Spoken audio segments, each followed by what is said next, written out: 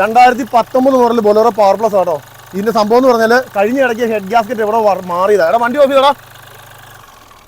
ഏതോ ഒരു വർക്ക്ഷോപ്പിൽ ഇതുണ്ടല്ലേ, ഏതോ ഒരു വർക്ക്ഷോപ്പിൽ ഹെഡ് ഗ്യാസ്കറ്റ് ഇതേ ഒരു സെയിം കംപ്ലയിൻ്റ് ആയിട്ട് ഹെഡ് ഗ്യാസ്കറ്റ് മാറിയതാട്ടോ.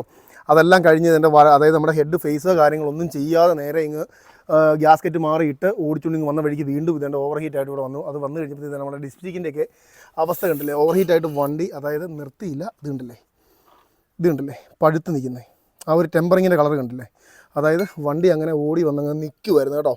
അപ്പോൾ അതിൻ്റെ സംഭവം എന്ന് വെച്ചാൽ അതിൻ്റെ ഹെഡ് കംപ്ലയിൻ്റ് ആണ്. നമ്മൾ ആ ഹെഡ് ഫേസ് കാര്യങ്ങളൊക്കെ ചെയ്തിട്ടും കിട്ടിയില്ലെങ്കിൽ അതിൻ്റെ ഹെഡ് മാറുക എന്നുള്ള ഓപ്ഷൻ മാത്രമേ ഉള്ളൂ. അതായത് പവർ പ്ലസിൻ്റെ ഒക്കെ ഹെഡ് മേടിക്കുമ്പോൾ ഏകദേശം 40,000 രൂപയ്ക്ക് മേളിലേക്ക് വിലയുണ്ട് കേട്ടോ എൻജിൻ ഹെഡിന്. അപ്പോൾ അതുകൊണ്ടാണ് പറയുന്നത് നിങ്ങളെല്ലാവരും ഓവർ ഹീറ്റിൻ്റെ സിമ്പിളോ കാര്യങ്ങളോ എല്ലാം കാണിക്കുവാണെങ്കിൽ വണ്ടി അപ്പം തന്നെ നിർത്തിയേക്കണം. അത് കുറച്ചുകൂടെ ഓടിക്കഴിഞ്ഞാൽ മാറിക്കോളുമല്ലോ, കുറച്ചുകൂടെ ഓടിയ വർക്ക്ഷോപ്പ് ഉണ്ട്, അങ്ങനെയുള്ള ചിന്താഗതികളെല്ലാം മാറ്റുക.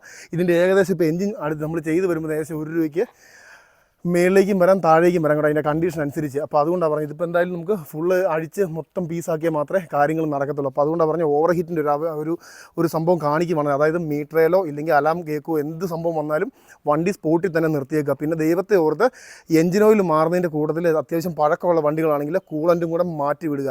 എല്ലാ വീഡിയോയിലും നമ്മൾ ഇതുപോലെ എടുത്തെടുത്ത് പറയുന്നുണ്ട്. നിങ്ങളുടെ കയ്യിലെ കാശ് പോകാതിരിക്കാൻ വേണ്ടിയാണ് ഞാൻ ഈ പറഞ്ഞു തരുന്നത് കേട്ടോ.